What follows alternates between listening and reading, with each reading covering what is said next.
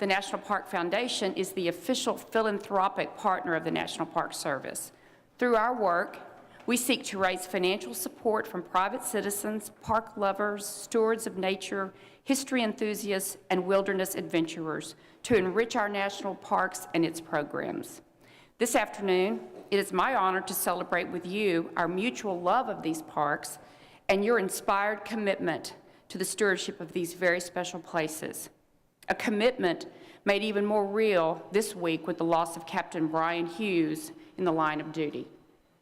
The efforts, contributions, and sacrifices made on a daily basis by NPS staff and volunteers are critical to ensuring public access to our parks and all that they offer.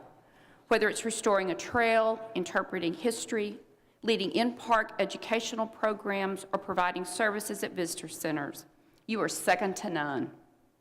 Not only do we hear this from our donors, we personally experience the value you bring when we're lucky enough to get out of the office and into a park. I recently spent a week at Rocky Mountain National Park, a place I've loved since my parents first took me there as a child. But Rocky, like so many of our parks, is addressing record crowds. However, in spite of the throngs of people, I watched with pride and amazement the patience of the park staff and volunteers as they answered questions, guided tours, directed traffic, awarded junior ranger badges, and just generally enhanced the visit for so many of us. And that's just one example from the more than 300 million visits to our park this year, where each of you worked to create an experience unlike any other.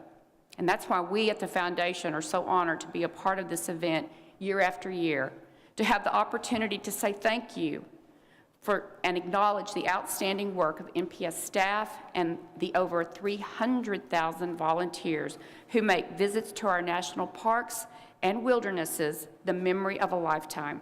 So let's get started with the awards.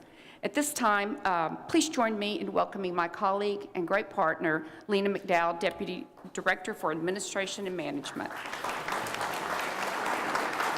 Thank you, Ruth. First, I want to say a welcome from Dan Smith, the acting director, who could not be here today, and is sorry that he's going to miss this event, but he has sent me in his place.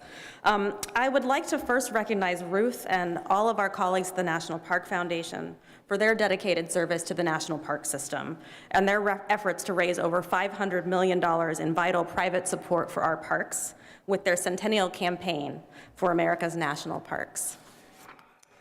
We're also grateful to have them as our partner on the Find Your Park campaign, which is inspiring young Americans across the country to discover, experience, and support their national parks and programs. Recognizing the excellent work of NPS staff is another great way that we partner with the National Park Foundation every year. The NPS Arrowhead has represented excellence in public service for more than 100 years.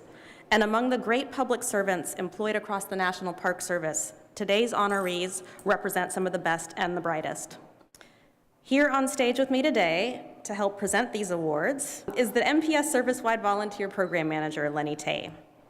The volunteers honored this year, just like 23,110 luminaries at Antietam National Battlefield, have lit up our parks and nation with their efforts. Whether it's reaching thousands of Title I students in the mountains, leading night sky programs in foothills, or protecting our oceans, these volunteers build up and hold up the NPS to a level of achievement that we could not reach without them.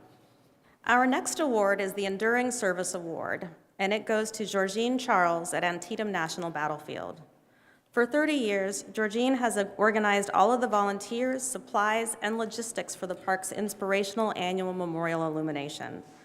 Each year, approximately 1,500 volunteers build and light 23,110 luminaries and place them on the field to represent the casualties of the battle. It is the largest illumination of its kind and draws more than 10,000 visitors each year. Georgene, would you please join us up front to accept this award?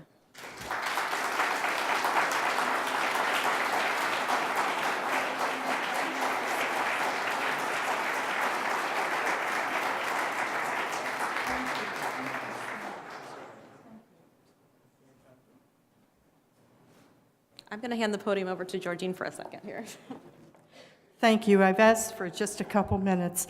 I'm joined today by our superintendent at Antietam, Dr. Susan Trail, and also our volunteer coordinator, Olivia Black, and our videographer, because we're producing a DVD on the Antietam Illumination. When we started this 30 years ago, we never anticipated that we would be here, but I'm proud to say that we have earned, through volunteer service, over $10 million of value donated to this event. And I want to, we're proud of it. We have 1,500 volunteers, and some are coming back now for their 30th year. And they own the battlefield because they own the fields. And I'd like to invite all of you to come to Antietam, always the first Saturday in December.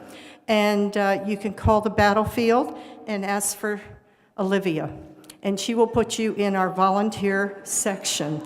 And we don't dress fancy. You come dressed to work.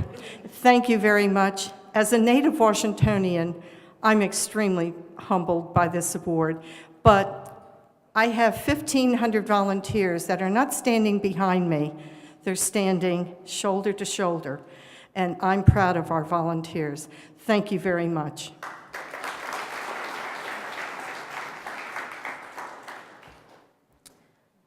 So would you please join me in giving another heartfelt round of applause to all of our 2017 Hartzog Award recipients.